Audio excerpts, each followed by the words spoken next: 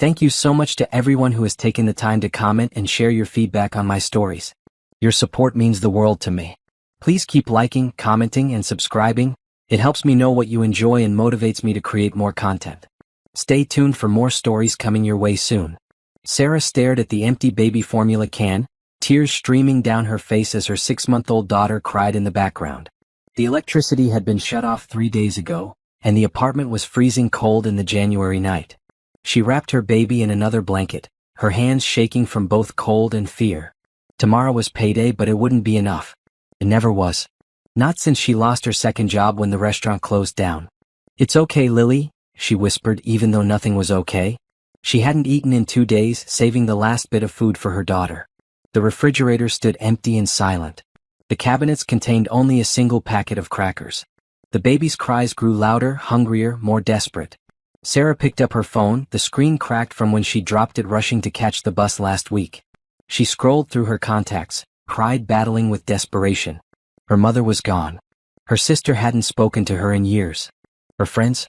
What friends? Working 2 jobs and raising a baby alone didn't leave time for friends. There was only one person who might help. Thomas, her old supervisor from the hospital where she'd worked as a cleaner before Lily was born. He'd always been kind to her, slipping her extra shifts when she needed them. Once he'd even given her a ride home during a snowstorm. He'd been promoted last year and she'd heard he was doing well. Maybe he would loan her just enough for formula and to keep the heat on until her check came through. With trembling fingers, she typed a message. "Hi Thomas, I'm sorry to bother you. This is Sarah from hospital cleaning. I'm in a terrible spot. My electricity is off and I have no formula for my baby. I get paid tomorrow but need $75 to get through tonight. I promise I'll pay you back Friday. I wouldn't ask if I wasn't desperate." She hit send, then closed her eyes, the shame washing over her. Begging. She was begging now. 3 minutes later, her phone pinged. "I think you have the wrong number. There's no Thomas here." Sarah's heart sank. She'd misdialed. Of course she had. Nothing could go right today. She quickly typed back. "I'm so sorry to bother you. Wrong number."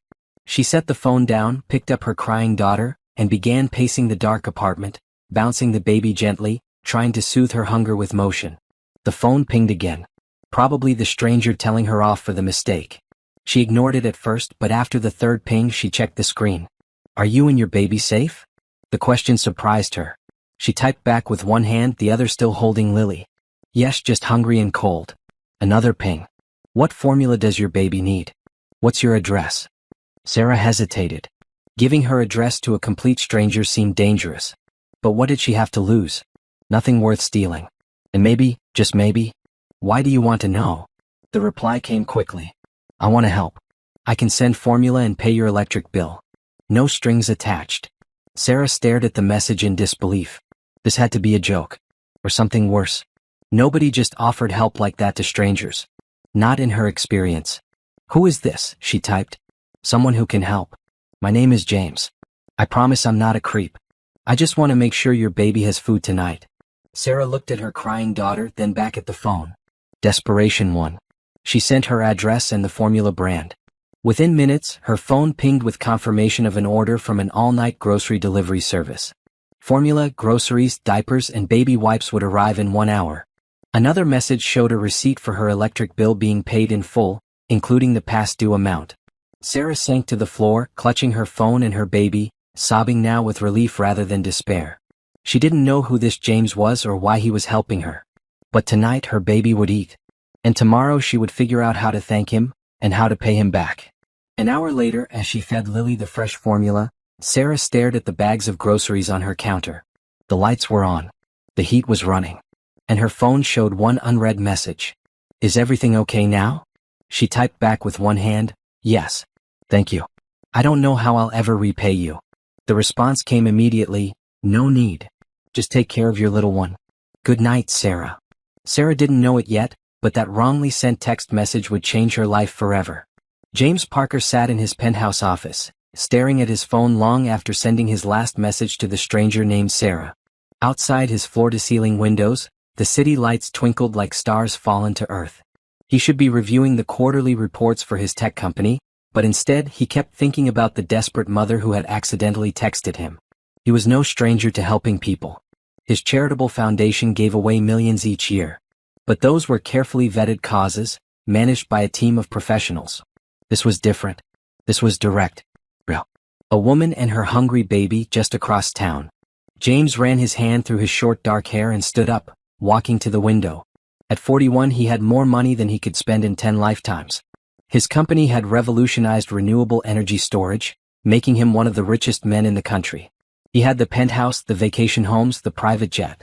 What he didn't have was anyone to share it with. His assistant, Elena, knocked and entered without waiting for a response as usual. "You missed the call with Tokyo," she said, placing another stack of papers on his already cluttered desk. "Reschedule it," James replied, still looking out at the city. "Again? That's the third time. Mr. Tanaka will not be pleased." James turned to face her. "Elena, do you ever wonder about the people out there? In all those buildings? All those lives we know nothing about?" Elena raised an eyebrow. In 15 years as his assistant, she'd seen all his moods. "Is everything all right, James?" He picked up his phone. "I just got a text from a woman named Sarah. Wrong number. She was trying to reach someone named Thomas to borrow money for baby formula." "And you sent her money," Elena stated, knowing him too well to even phrase it as a question. "I paid her electric bill and sent groceries. She has a baby, Elena." They were hungry and cold. Elena's expression softened. "That was kind of you. But be careful. There are plenty of scammers out there who would take advantage of your generosity." James nodded, but he couldn't shake the feeling that Sarah's text had been genuine. The desperation had felt real. And something about her brief messages had touched him in a way he couldn't explain. "I think I'm going to check on her tomorrow," he said. Elena's eyes widened.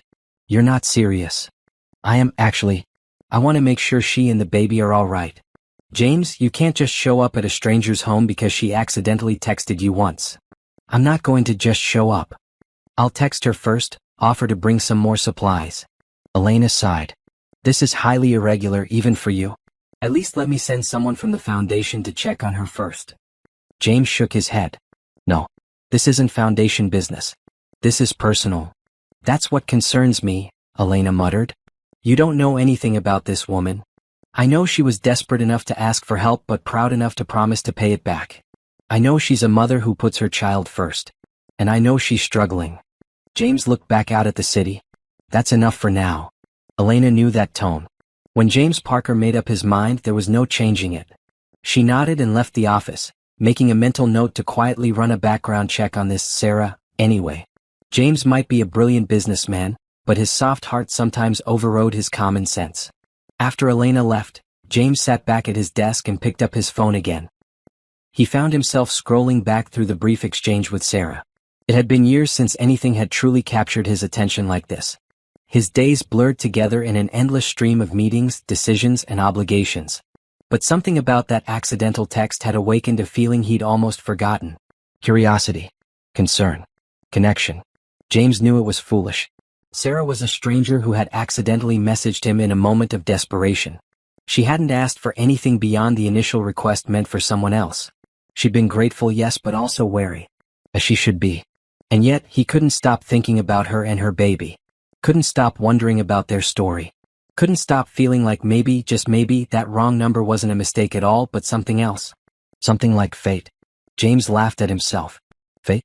Really? He was a scientist by training, a businessman by success. He didn't believe in fate or destiny or any of that nonsense. But as he finally turned back to his quarterly reports, a small part of him wondered if perhaps he was wrong about that too. Sarah woke with a start, momentarily confused by the humming of the refrigerator and the soft glow of the night light in the corner. Then she remembered the electricity was back on. The mysterious stranger named James had paid her bill. Had sent food for her and formula for Lily. She glanced at the clock, 5:30 a.m. Lily would be awake soon, wanting her morning bottle. For the first time in weeks, Sarah didn't feel that immediate punch of anxiety upon waking. Today she had formula. Today she had food. Today she could turn on the lights and feel the blessed heat flowing through the vents. She slipped out of bed and padded to the kitchen, opening the refrigerator door just to see the food inside. Milk, eggs, cheese, vegetables, fruit, simple things that had become luxuries. The delivery had included enough groceries to last at least a week. Far more than the $75 she had asked to borrow from Thomas. Thomas. She needed to apologize for bothering him with her problems. But first, coffee. Real coffee with real milk. Another luxury. As the coffee brewed, Sarah checked her phone. There was a message from her actual supervisor at the hospital where she now worked nights as a cleaner. Can you come in early today? Jenna called out sick. Sarah typed back immediately, yes, no problem. Extra hours meant extra money. And with the electric bill paid, her paycheck could go toward rent and catching up on other bills. She scrolled further and saw a message from the wrong number from James, sent just after she'd fallen asleep last night. I hope you and your baby are resting well. If you need anything else, please don't hesitate to ask. Sarah bit her lip, unsure how to respond. The help had been a blessing, but she was uncomfortable being indebted to a complete stranger. She needed to pay him back somehow. Good morning, she typed. I can't thank you enough for your help last night. You saved us. I get paid today and want to arrange to pay you back. Maybe not all at once, but in installments. She hit send, then went to prepare a bottle for Lily, who was beginning to stir in her crib. By the time she'd changed the baby's diaper and settled into the rocking chair to feed her, the phone had pinged with a reply. Good morning, Sarah. I'm glad I could help, but please don't worry about paying me back. Consider it a gift. How are you and your little one doing today? Sarah stared at the message. Who was this man? In her experience, nothing came without strings attached. Yet here was this stranger, asking for nothing in return for his generosity. We're much better thanks to you, she replied. But I can't just accept such a large gift from someone I don't even know. It doesn't feel right. Lily finished her bottle and Sarah burped her, then set her in the bouncy seat while she showered quickly. When she came back, there was another message waiting. I understand. How about this? If you truly want to repay me, you can help someone else when you're in a position to do so. Pass it forward. Sarah smiled despite herself. It was a nice thought, but it didn't solve her immediate discomfort. That's a lovely idea and I will do that, she typed. But I still feel I should repay you directly. You don't even know me. I could be anyone. The reply came as she was getting dressed for work. True. And I could be anyone too. If it makes you more comfortable, maybe we could meet somewhere public. You could tell me more about yourself and your baby, and I could explain why I wanted to help. Sarah froze, one arm in her uniform shirt. Meet him? In person? The kindness of his actions warred with the warnings that had been drilled into her since childhood. Don't talk to strangers. Don't trust too easily. Nothing comes for free. But then again, she reasoned, meeting in a public place would be safe enough. And she did owe him at least a proper thank you. I could meet for coffee tomorrow, she wrote. I work nights, so morning would be best. There's a cafe called Morning Brew on 5th Street. I know it, came the quick reply. How about 9 a.m.? And please bring your little one if you'd like. No pressure either way. Sarah hesitated before responding. 9 a.m. works. And yes, Lily will be with me. She goes everywhere I go. I look forward to meeting you both. Enjoy your day, Sarah. As she finished getting ready for work, Sarah wondered if she was making a mistake. She knew nothing about this man except that he had money and had been kind to her. That wasn't much to go on. She glanced at Lily, now happily playing with her feet in the bouncy seat. What do you think, sweetie? Should we trust the man who bought your formula? Lily gurgled and smiled, showing her 2 tiny bottom teeth. Yeah, that's what I thought too, Sarah said, tickling her daughter's tummy. We'll be careful. But someone who makes sure a baby isn't hungry can't be all bad, right? She finished getting ready, packed Lily's diaper bag, and bundled her daughter up against the January cold. As she locked her apartment door, Sarah realized she felt something she hadn't felt in a long time. Hope. It was a dangerous feeling. Hope had let her down before. But as she carried Lily to the bus stop, she allowed herself to wonder if perhaps this time might be different. Morning Brew was busy when Sarah arrived, 5 minutes before 9. She'd taken extra care with her appearance today, though her options were limited. Her dark hair was neatly braided, and she wore her one good pair of jeans with a clean sweater. Lily was dressed in her cutest outfit, a little pink jumpsuit with ears on the hood that made her look like a tiny bear. Sarah found a table in the corner where she could see the door and settled Lily in her carrier. She'd saved enough money for one coffee, but she ordered water instead, not knowing how long they would stay or if James would expect her to pay for her own drink. At precisely 9 o'clock, the cafe door opened and Sarah's breath caught in her throat. The man who entered was not at all what she had expected. Somehow she'd pictured someone older with gray hair and a grandfatherly smile. This man was tall and fit, maybe early 40s, wearing jeans and a simple black coat that somehow still looked expensive. His dark hair was neatly cut, and when he scanned the room, his eyes were a warm brown behind black framed glasses. Their eyes met and he smiled, walking directly to her table. There was no uncertainty in his movement. Somehow he'd known exactly who she was. "Sarah?" he asked, his voice deep and pleasant. She nodded, suddenly nervous. "James? That's me." He gestured to the empty chair across from her. "May I join you?" "Please," she said, finding her voice. "Thank you for coming." "Thank you for meeting me," he replied, settling into the chair. His gaze shifted to the baby carrier, and his expression softened. "And this must be Lily." Sarah nodded, a reflexive protective feeling making her shift slightly closer to her daughter. "Yes, this is my daughter." James seemed to sense her wariness. "She's beautiful," he said simply, then turned toward the counter. "Can I get you something to drink? Coffee? Tea?" "I'm fine with water, thank you," Sarah replied automatically. James studied her for a moment, then smiled. "I'm going to get a coffee for myself. Are you sure I can't tempt you with something? Their caramel latte is excellent." The gentleness in his tone broke through her reflexive refusal. "A caramel latte does sound nice," she admitted. "One caramel latte coming up. Any breakfast? The blueberry muffins here are worth every calorie." Sarah started to refuse again, then stopped herself.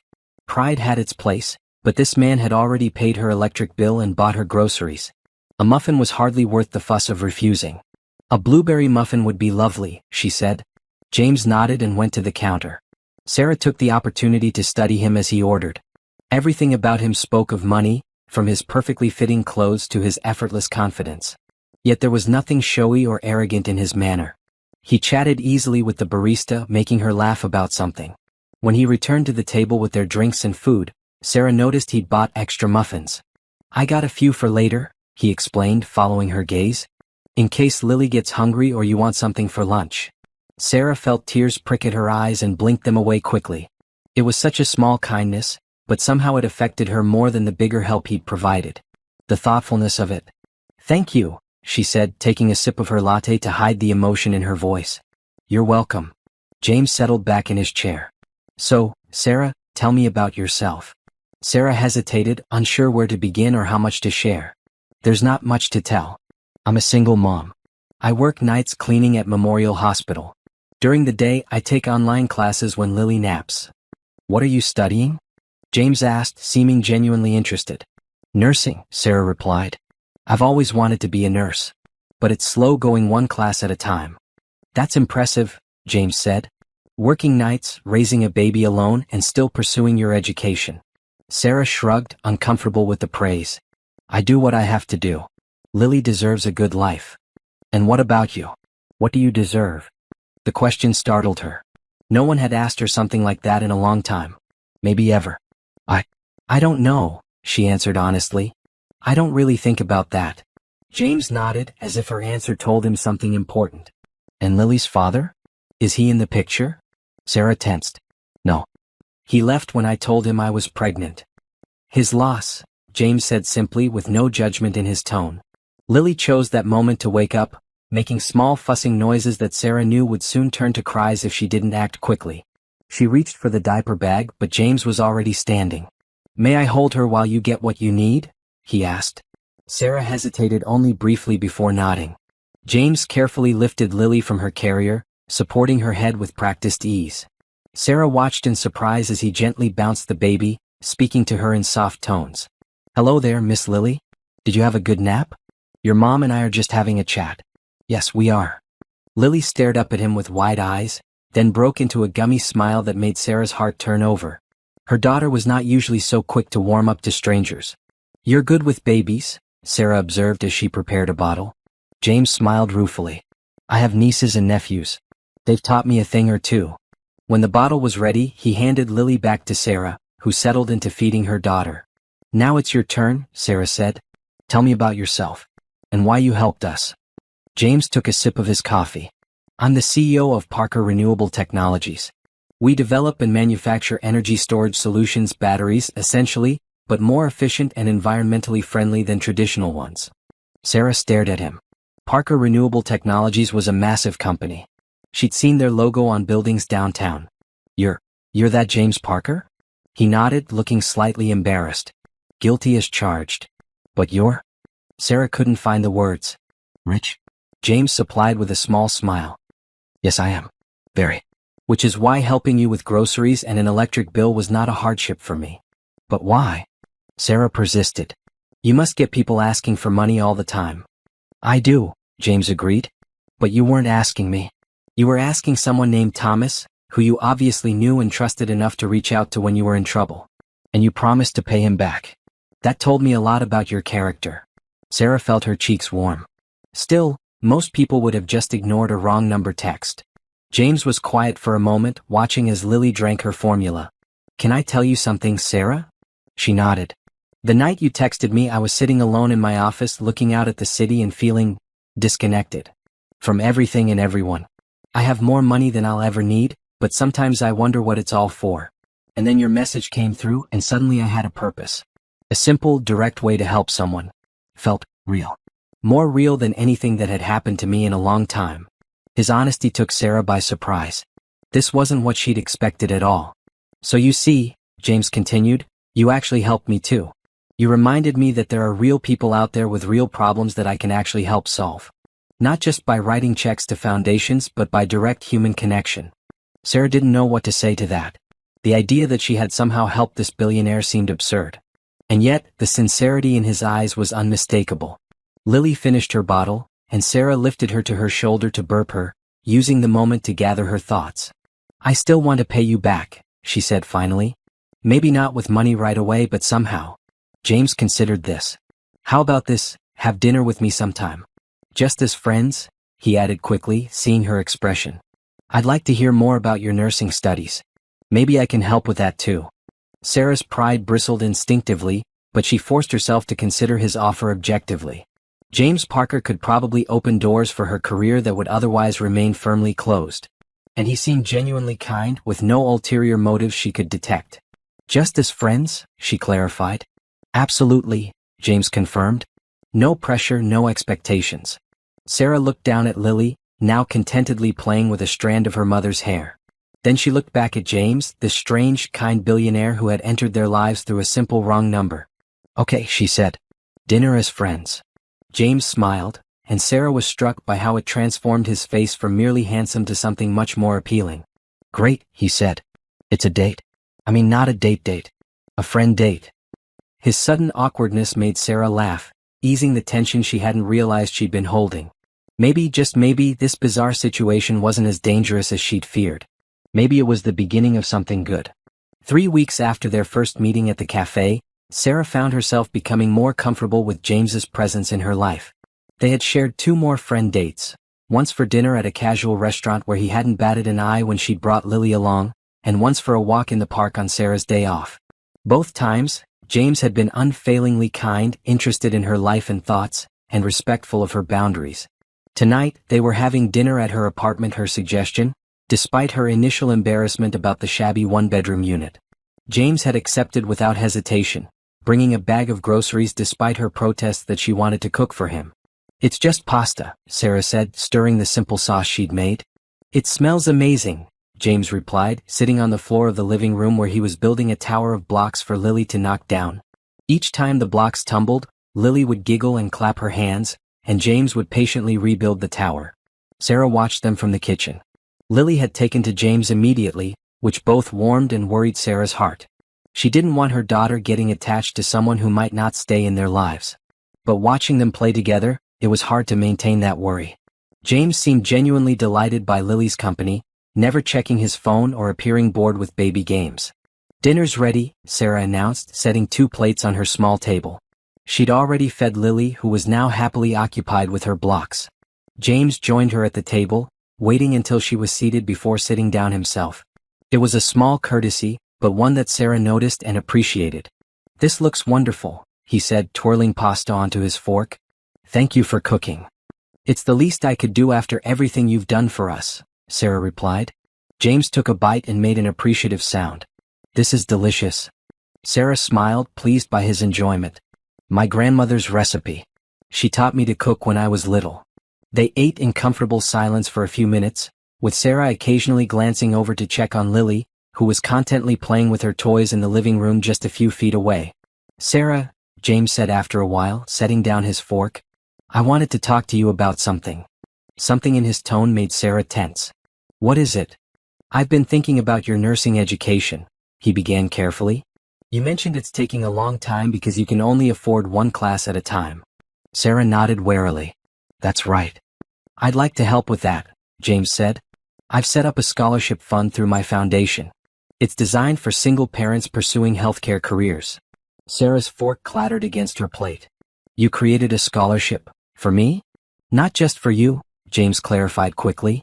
For people like you, dedicated parents who are working hard to build a better future for themselves and their children. But yes, you were my inspiration. Sarah didn't know what to say. Part of her wanted to refuse immediately, her pride balking at accepting more charity. But another part recognized the opportunity this represented. With financial support, she could take more classes, finish her degree sooner, and start earning a nurse's salary years earlier than she'd planned. I don't know what to say, she finally managed. Say you'll apply, James replied. The scholarship is legitimate, it will be administered by an independent committee. I won't have any direct say in who gets selected. But you created it because of me, Sarah pointed out. Won't that influence the committee? James shook his head. The committee won't know that. And the scholarship will have specific eligibility requirements. If you meet them, which I believe you do, you'll be considered fairly alongside other applicants. Sarah looked over at Lily, who had abandoned her blocks and was now chewing contentedly on a teething ring. Every decision she made was for that little girl. Every struggle, every sacrifice, all to give Lily opportunities Sarah herself had never had. Why are you doing this? She asked quietly, turning back to James. James was silent for a moment, considering his words carefully. I told you before that you reminded me of what matters. That hasn't changed. I have resources that can make a difference in people's lives. Why wouldn't I use them? But creating an entire scholarship fund? That's a lot, James. He shrugged. To you, maybe. To me, it's a rounding error in my company's charitable giving budget. And it will help dozens of people over the years, not just you. Put that way, it made sense. Still, Sarah couldn't shake the feeling that there was more to it. Is this because, do you feel sorry for me? She asked, hating how small her voice sounded. James's expression softened. No, Sarah. I admire you. There's a big difference. Their eyes met across the table, and Sarah felt something shift between them, a moment of pure understanding that took her breath away. Lily chose that moment to start fussing, breaking the tension. Sarah rose automatically to check on her daughter, finding she needed a diaper change. Excuse me, she said, lifting Lily and carrying her to the bedroom that they shared. When she returned a few minutes later, James was washing the dishes.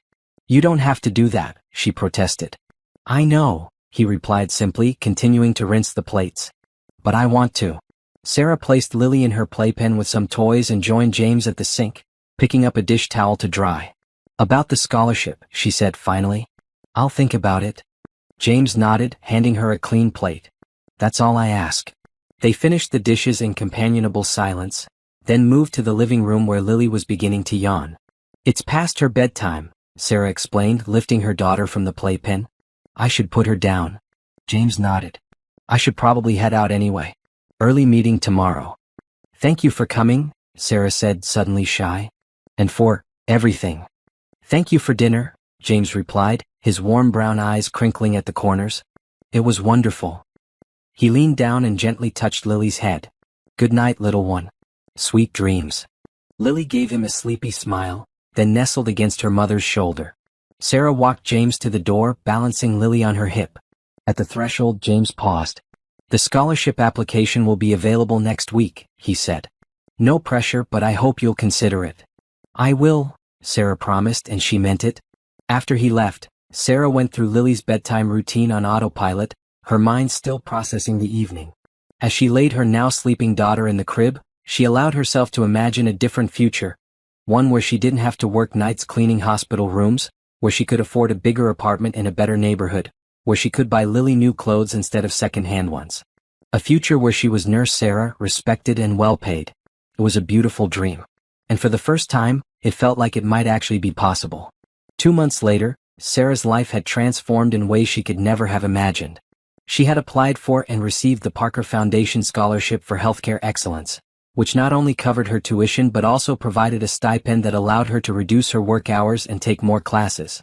She was now on track to finish her nursing degree in 18 months instead of 4 more years. James had become a regular presence in their lives, stopping by at least once a week to check on them and play with Lily. He brought small, thoughtful gifts, educational toys for Lily, a better laptop for Sarah's classes, a comfortable reading chair for the living room. Each gift was carefully chosen to be useful rather than flashy, respecting Sarah's pride while still making their lives easier. Today, Sarah was studying at the library while James watched Lily at her apartment. It was an arrangement that had evolved naturally as they'd grown to trust each other. James seemed to genuinely enjoy his Lily time, as he called it, and Sarah benefited from uninterrupted study hours. But as she packed up her books to head home, Sarah felt a familiar knot of anxiety in her stomach. Their friendship had remained just that, a friendship, but lately she'd noticed a shift. The way James looked at her sometimes when he thought she wasn't watching. The way her own heart raced when he arrived and sank when he left. She was falling for him. And that terrified her. James Parker lived in a world so far removed from hers that it might as well be another planet. He attended galas and board meetings and traveled the world on business. She cleaned hospital rooms and changed diapers and clipped coupons to save on groceries.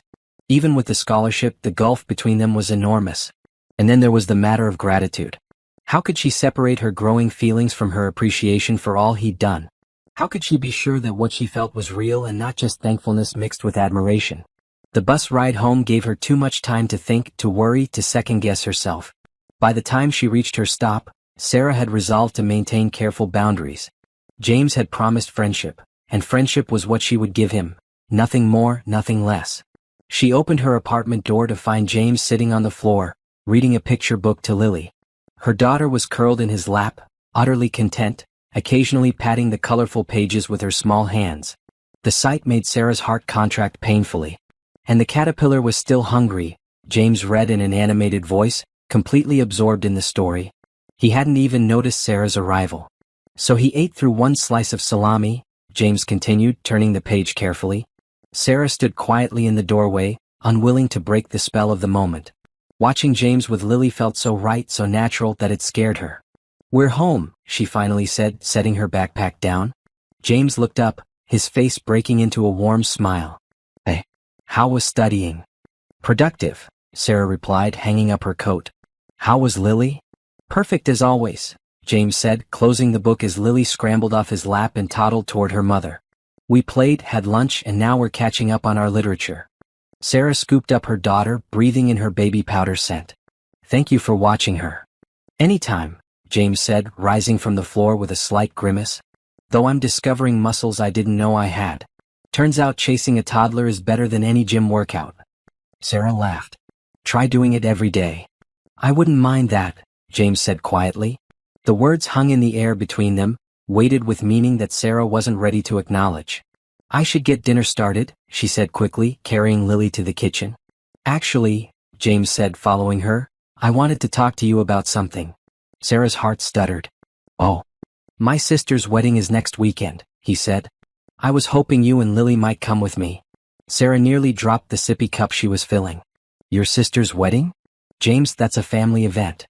"Exactly," he said, leaning against the counter. "And I'd like you to meet my family." Sarah set the cup down carefully. "Why?"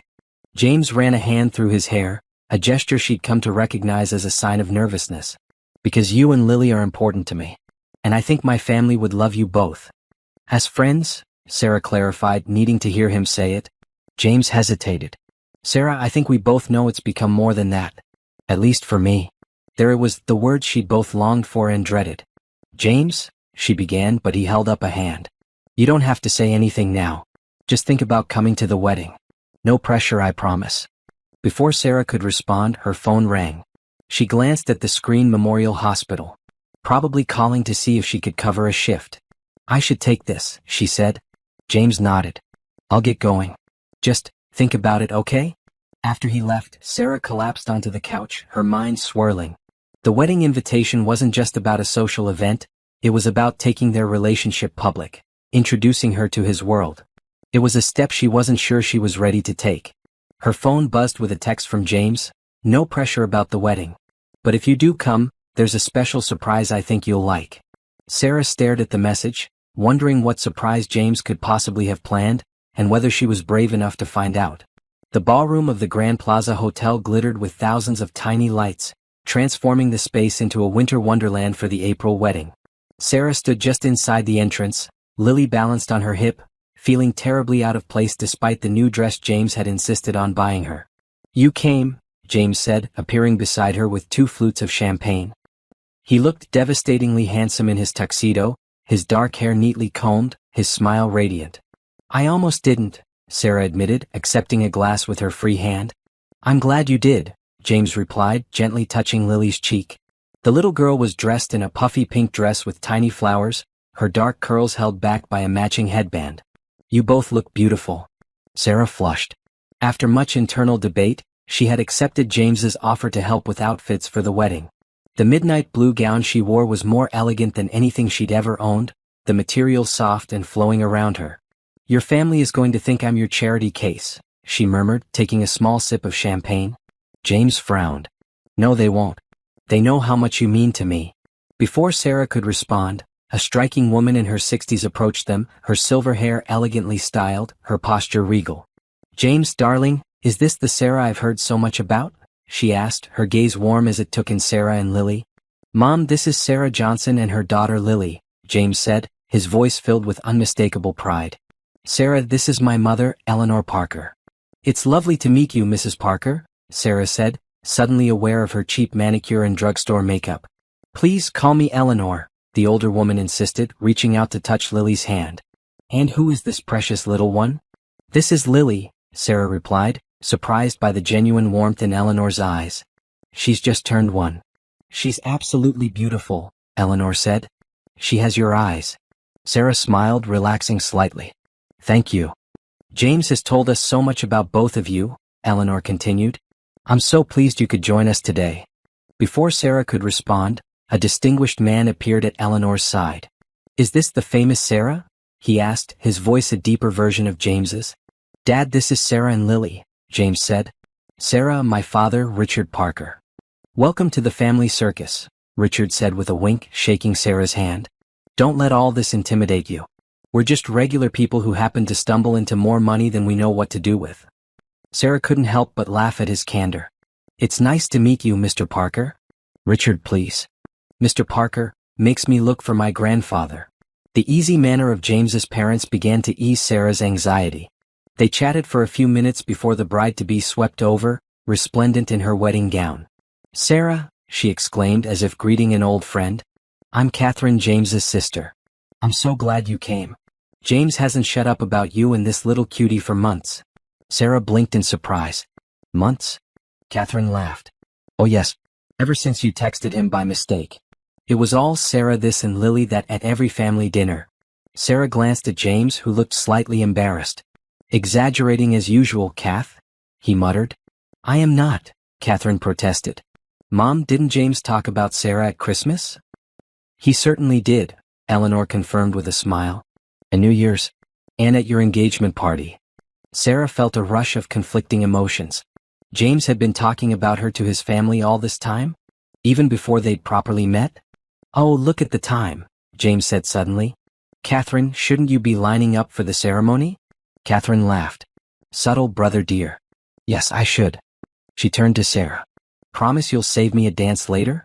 I want to hear all about how you've managed to turn my workaholic brother into a devoted family man." As Catherine swept away, Sarah turned to James with raised eyebrows. "Devoted family man?" James rubbed the back of his neck. "She's being dramatic. It's her wedding day, she's entitled." Richard chuckled. "Actually, she's not far off. We've never seen James like this before." He patted his son on the shoulder. "It's a good look on you, son." As the ceremony began, Sarah found herself seated with James in the front row, Lily contentedly playing with a quiet toy in her lap. The wedding was both elegant and warm, with personal vows that brought tears to Sarah's eyes. During the reception that followed, Sarah was surprised by how easily she was welcomed by James's extended family. Aunts, uncles, cousins, they all greeted her with genuine interest and kindness. No one treated her as an outsider or seemed concerned about her obvious lack of wealth or status. "I told you they'd love you," James said as they swayed together on the dance floor, Lily having been happily whisked away by Eleanor for some grandmotherly spoiling, as she had put it. "They're not what I expected," Sarah admitted. "What did you expect?" "I don't know. Snobbish? Judgmental?" concerned that their billionaire relative was hanging around with a single mom who cleans hospital rooms. James pulled her closer. My family values character over bank accounts, Sarah. Always have. That's how they raised me. Sarah rested her head against his shoulder, allowing herself to relax into the moment. This is all so surreal, she murmured. Which part? All of it. Being here. Meeting your family. Dancing at a wedding that probably cost more than I'll earn in 10 years. James was quiet for a moment. Does it bother you? The money? Sarah considered the question seriously. Not the money itself, she finally said, but the difference it creates between us. I can't help wondering what someone like you sees in someone like me. James stopped dancing and tilted her chin up to meet his gaze. Someone like you? You mean someone strong, determined, and loving? Someone who works multiple jobs and takes classes and still finds time to read bedtime stories and make homemade baby food? Someone who refuses to give up even when things seem impossible.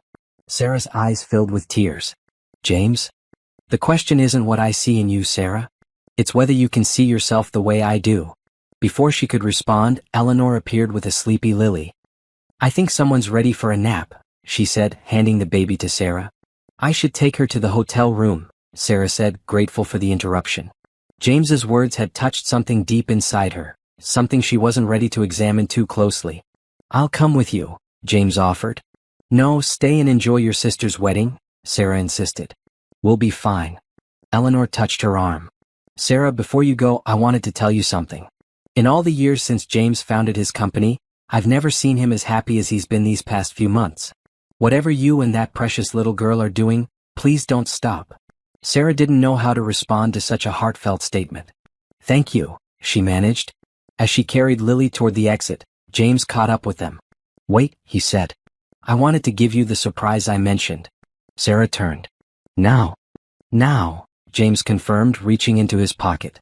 He pulled out a small blue envelope and handed it to her. Open it when you get to the room. Sarah tucked the envelope into her clutch. Okay. James bent to kiss Lily's forehead, then hesitated before gently pressing his lips to Sarah's cheek. I'll check on you both later, he promised. In the elegant hotel suite that James had arranged for them, Sarah laid Lily in the portable crib and sat on the edge of the king-sized bed. She opened the blue envelope with trembling fingers. Inside was a certificate of admission to the university's accelerated nursing program, starting in the fall semester. With it was a letter confirming that all expenses would be covered by the Parker Foundation, including a living stipend that would allow Sarah to quit her cleaning job and focus fully on her studies. The second page was a handwritten note from James. Sarah, I know you're worried about taking help from me. I understand your pride and respect it. But this isn't charity, it's investment in a brilliant future nurse who will help countless patients throughout her career. You earned this with your grades and determination.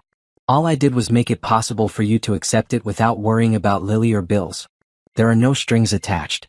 This is yours whether our relationship grows or remains exactly as it is now. All I ask is that you give yourself this chance. You deserve it, James. Sarah read the note 3 times, tears streaming down her face. The accelerated program had been her dream, but she'd never even applied, knowing she couldn't afford to stop working. Somehow, James had made it happen anyway. And he'd done it in a way that preserved her dignity. This wasn't a handout, it was a vote of confidence in her abilities and her future. As Lily slept peacefully in her crib, Sarah made a decision. She was done being afraid of what might happen between her and James. She was done letting her past dictate her future. She was done pretending that her feelings for him were simply friendship or gratitude. When James knocked softly on the door an hour later, Sarah was waiting. Is everything okay? He asked, noticing her tear-stained cheeks. Sarah nodded, stepping aside to let him in. Lily's still sleeping, she whispered. James glanced at the open envelope on the bed. You opened it. I did. And? Sarah took a deep breath. And I've been thinking about what you said earlier. About seeing myself the way you see me. James waited, his expression hopeful yet guarded. I'm not there yet, Sarah admitted. But I want to be. And I think being with you helps me get closer. James took a step toward her. What are you saying, Sarah? She met his gaze steadily. I'm saying that I'm falling in love with you, James Parker. And it terrifies me, but I'm tired of being afraid. The smile that broke across James's face was like sunrise after the longest night. Sarah, he whispered, reaching for her hands. I've been in love with you since you sent me that wrong number text. Sarah laughed through her tears. That's ridiculous. It's true, James insisted. Something inside me just knew. From that very first message.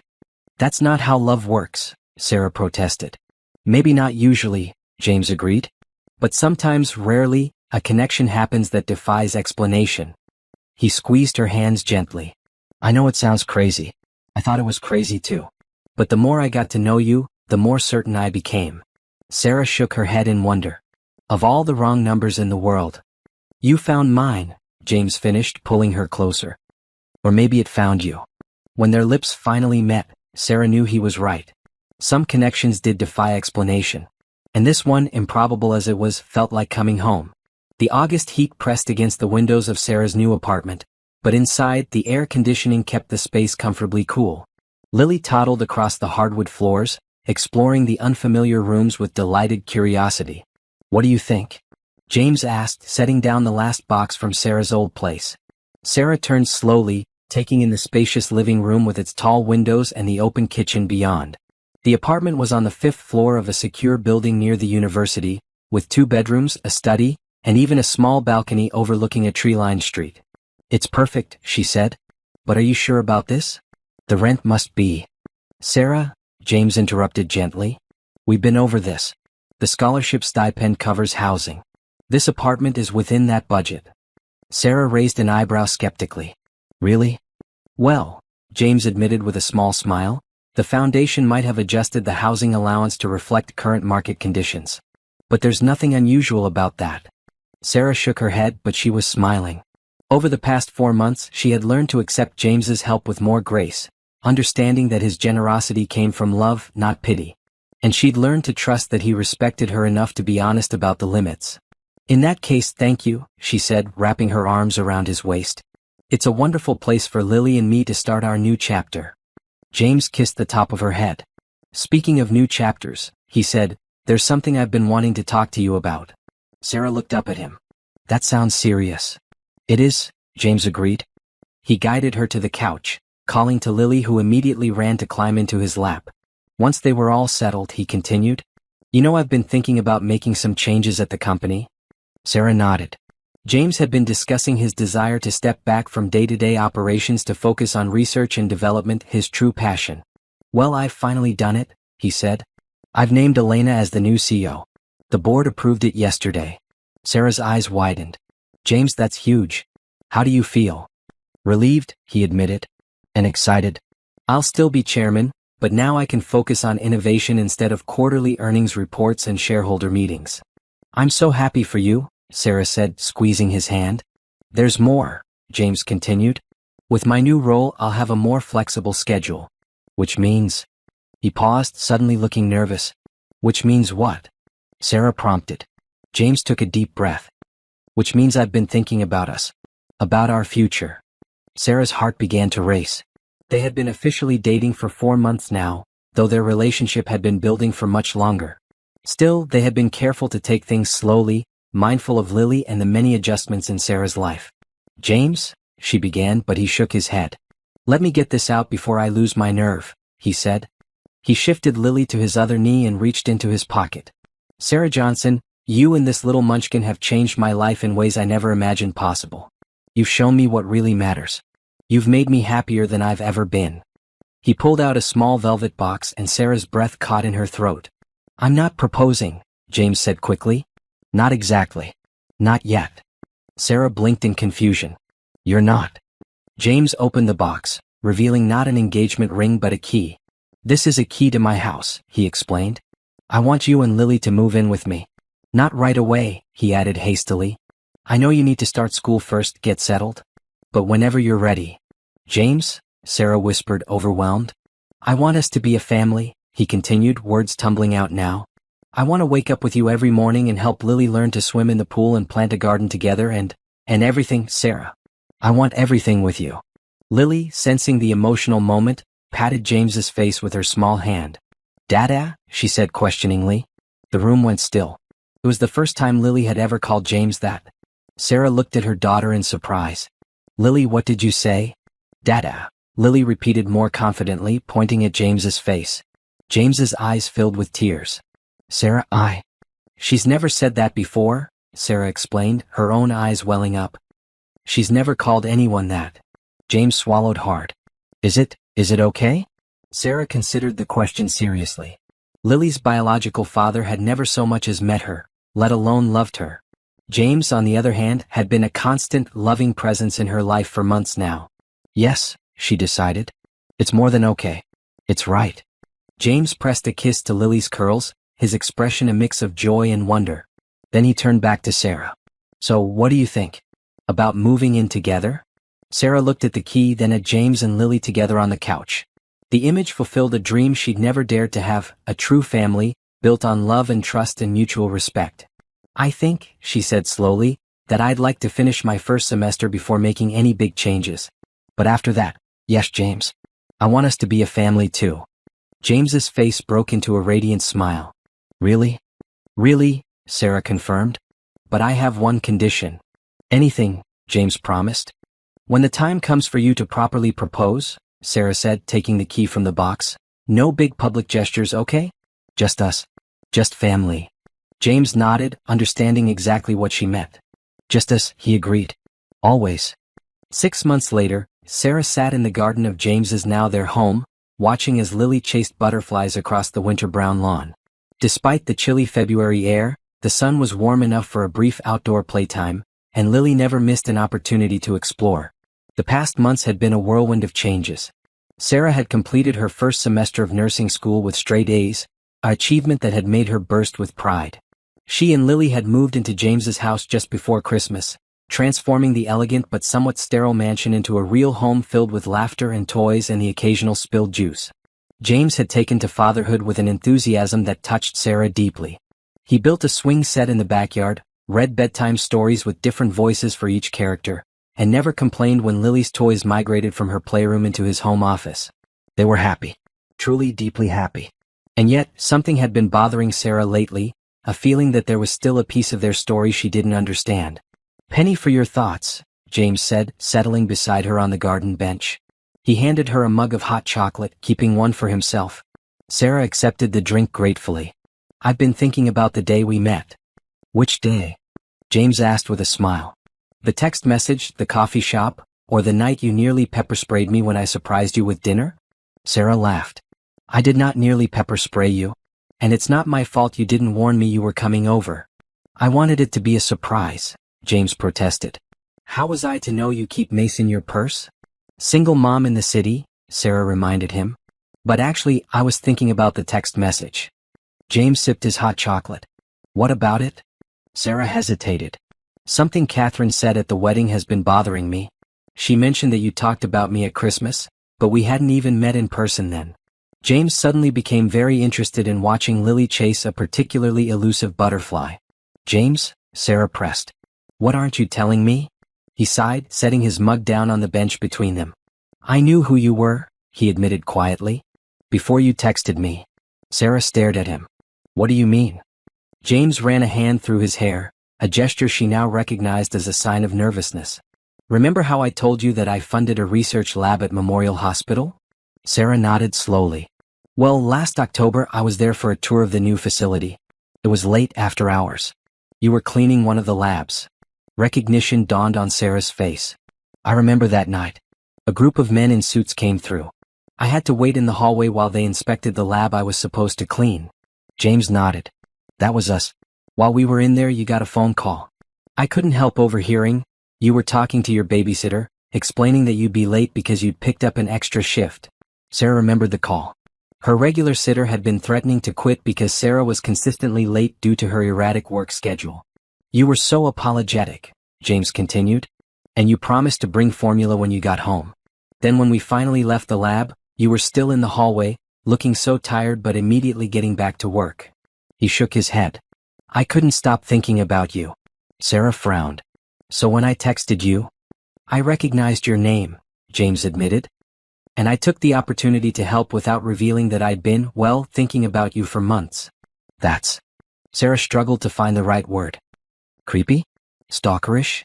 I prefer fateful, James suggested with a wry smile. Or maybe meant to be? Despite herself, Sarah laughed. You should have told me. I know, James agreed. I was going to that first day at the cafe. But then I saw you sitting there, looking so wary and protective of Lily, and I couldn't figure out how to say, by the way, I've been thinking about you since I saw you cleaning a lab 3 months ago, without sounding like a complete stalker. Sarah shook her head in wonder. So that whole time you knew exactly who I was. Not exactly, James corrected. I knew your first name and where you worked. That's all. Everything else, everything important, I learned the right way by getting to know you. Sarah considered this revelation. It was strange, certainly, and a little unsettling. But it also explained the immediate connection she'd felt with James, the sense that he understood her situation more deeply than he should have. I'm sorry I didn't tell you sooner, James said, taking her hand. I was afraid you'd run away if you knew. I might have, Sarah admitted. Back then, I would have assumed the worst about your intentions. And now? James asked. Sarah looked at him, this kind, brilliant man who had changed her life in so many ways. Now I know your heart. And I know you wouldn't have helped me out of pity or for any unseemly reasons. Never, James agreed fervently. From the moment I saw you, exhausted but still working so hard, all I wanted was to make your life a little easier. To give you the breaks you deserved but weren't getting. Lily ran over to them, her cheeks pink from the cold and exertion. Mommy? Daddy? I saw a yellow butterfly. In February? Sarah asked, surprised. It was yellow and black, Lily insisted, climbing onto James's lap. And it was beautiful. I believe you, sweet pea, James said, wrapping his arms around her. Sometimes wonderful things appear when you least expect them. He met Sarah's eyes over Lily's head, and she knew he wasn't just talking about butterflies. I have something for you, James said suddenly, reaching into his pocket. I've been waiting for the right moment, but maybe that moment is now. Sarah's breath caught as he pulled out a small velvet box, a different one than the key had come in, smaller and clearly meant for jewelry. James? She whispered. I was going to wait until our anniversary, he explained, but after our conversation, I think now is perfect. He opened the box, revealing a stunning yet simple diamond ring. Because now you know the whole truth. How you came into my life twice. Once when I saw you at the hospital and again when you texted me. How from the very beginning, I knew you were someone special. Ooh, pretty, Lily commented, reaching for the sparkling ring. James gently redirected her hand. It is pretty, isn't it? It's for your mommy if she'll accept it. He turned to Sarah, his expression vulnerable in a way she rarely saw. Sarah Johnson, I've loved you from afar and up close. I've loved watching you grow into your strength and confidence. I've loved being Lily's daddy and your partner. Will you make me the happiest man alive and marry me? Sarah felt tears well in her eyes. Yes, she said simply. Yes, of course I will. As James slipped the ring onto her finger, Lily clapped her hands in delight. Mommy and Daddy getting married. That's right, sweet pea, James said, his voice thick with emotion. We're going to be a forever family. Sarah leaned forward to kiss him, her heart overflowing with love for this man who had entered her life through a wrong number that turned out to be exactly right. 1 year later, Sarah stood in a small dressing room at the Memorial Hospital chapel, adjusting her simple white dress. Today was her wedding day, a day she had once thought would never come. A soft knock on the door was followed by Elena's voice. 5 minutes, Sarah. Are you ready? Almost, Sarah called back. After James had proposed, they had discussed various wedding options from grand affairs at luxury resorts to intimate ceremonies in exotic locations. In the end, they had chosen the hospital chapel, wanting to celebrate their union in the place where their story had truly begun. Most of the guests were already seated, a small group consisting of James's family, Sarah's colleagues from nursing school, and a few close friends. The ceremony would be brief and meaningful, followed by a reception in the hospital's newly renovated garden, which the Parker Foundation had funded. Sarah took a deep breath, checking her reflection one last time. The woman who looked back at her was changed from the desperate mother who had sent that wrong number text nearly 2 years ago. Her eyes held confidence now, along with happiness. Her posture was straight, unburdened by the weight of constant worry. She was different, yes. But the core of who she was remained the same, a mother who would do anything for her child, a woman determined to build a better future through her own hard work and determination. Another knock, and this time the door opened to reveal Lily, resplendent in her flower girl dress, a basket of rose petals clutched in her small hands. Mommy, you look like a princess, Lily declared, eyes wide. Sarah knelt to her daughter's level. And you look like a little fairy. Are you ready for your big job? Lily nodded solemnly. I practice with Daddy. I throw the flowers and walk slow. That's right, sweetheart. Sarah smoothed a dark curl back from Lily's forehead, marveling at how much her daughter had grown. At nearly 3, Lily was a confident, curious child who loved books and butterflies and her daddy James with equal passion. The door opened wider and Eleanor appeared, elegant in a pale blue dress. "It's time, dear," she said softly. Sarah stood, smoothing her dress with suddenly trembling hands. "I'm ready." Eleanor surprised her with a warm hug. "You've brought such joy to my son," she whispered. "Thank you for that gift." Sarah blinked back tears. "He's brought joy to us too." Together, they walked to the chapel entrance, where Richard waited to escort Sarah down the aisle. They had asked him to do the honors, since Sarah's own father had been absent from her life since childhood. "You look beautiful," Richard said, offering his arm. The music began and Lily started her procession, carefully dropping rose petals as she'd practiced. A ripple of affectionate laughter followed her progress as she occasionally stopped to rearrange petals that hadn't fallen in patterns she approved of. When Lily reached the altar, where James waited in a simple black suit, she abandoned her flower girl duties to hug his legs. "Hi, Daddy," she said loudly enough for everyone to hear. James bent to kiss the top of her head, then gently directed her to stand beside Catherine, who was serving as maid of honor. Then it was Sarah's turn. As she walked down the aisle on Richard's arm, her eyes locked with James's. The love she saw there was so pure, so unconditional, that it took her breath away. When she reached the altar, Richard placed her hand in James's, then stepped back to join Eleanor in the front row. "Hi," James whispered, his eyes never leaving hers. "Hi yourself," Sarah whispered back. The chaplain began the ceremony, but Sarah hardly heard the words.